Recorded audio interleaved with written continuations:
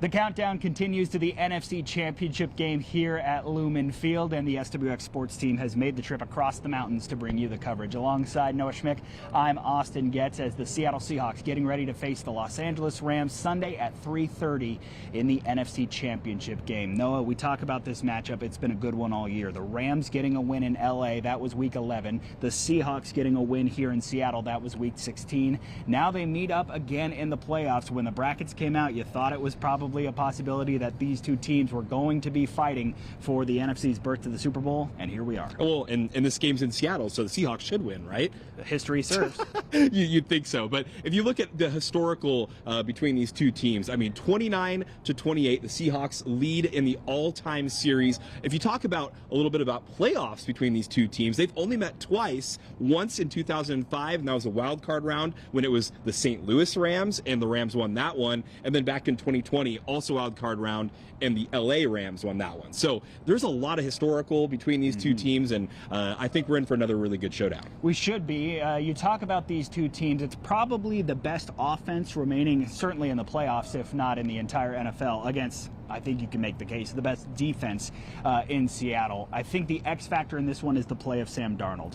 Can he, or should I say, can the Seahawks develop a game plan like we saw against San Francisco, where you take the pressure off him, being able to run the ball, being able to obviously score on special teams would be huge, but can you maybe not make, I think if Sam Darnold has to throw this ball 35, 40 times in this game, I don't like the Seahawks' chances. If Sam Darnold's thrown it 21 to 25 times a game and you're running it with Kenneth Walker for 150 yards, I think that's a recipe for success. Yeah, no, that's exactly what I was going to say. I think it's all going to come down to, unfortunately, Zach Charbonnet is hurt. Right. So it's going to come down to, can Kenneth Walker keep the ball, keep possession, and the other thing is keep it out of Matthew Stafford's hands and also Sean McVay. I mean, the mastermind on the offensive schemes. I think you got to keep it out of the Rams offense and keep it with the Seahawks offense, because I know the Seahawks defense is really good, but keep it out of the Rams. To be fair, the worst game they had all season was against the Rams, and not in the Week 11 loss. It was actually the Week 16 win.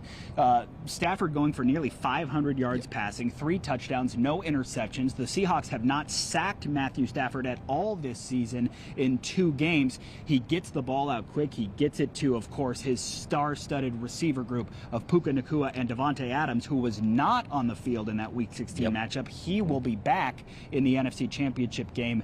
But we got to talk about the Seahawks defense. When called to task, the defense usually rises to the occasion. They certainly were last week against San Francisco. Obviously, Rashid Shaheed opens up the game with a kick return touchdown. But from there on out, the defense made Brock Purdy and the San Francisco 49ers' life miserable. They never allowed them to get any momentum. And when this Seahawks team plays with a lead, it allows you to run the football more. It allows you to be maybe a bit more conservative on offense, not too many downfield shots, at least not into coverage, and that is how you keep Sam Darnold from turning the ball over. Yeah, and 2 guys you got to watch for, at least if you're a Rams fan and you're looking at the Seahawks defense, DeMarcus Lawrence and Ernest Jones. Those 2 guys have been all over the field. They've shown it, of course, in that divisional round game against San Francisco. Ernest Jones getting the 2 turnovers. I mean, it's going to be a tall task for the Rams as well. So, I mean, both teams, pick your poison, really. 2 X factors also come to mind when you're talking about what could tilt a matchup that is this close. 1, special teams. The Rams are bad at it. The Seahawks are very, very good at it, not just in the kick return game.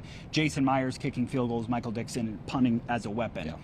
And the last X factor is this building. That's exact. Yep. And the 12th man. The Seattle Seahawks have won 11 straight home playoff games with the caveat of fans being in attendance. That is not an aberration. That is not something you can write off as just a few good teams and luck. These teams have not lost a playoff game here at home since that 2004-2005 wild card round.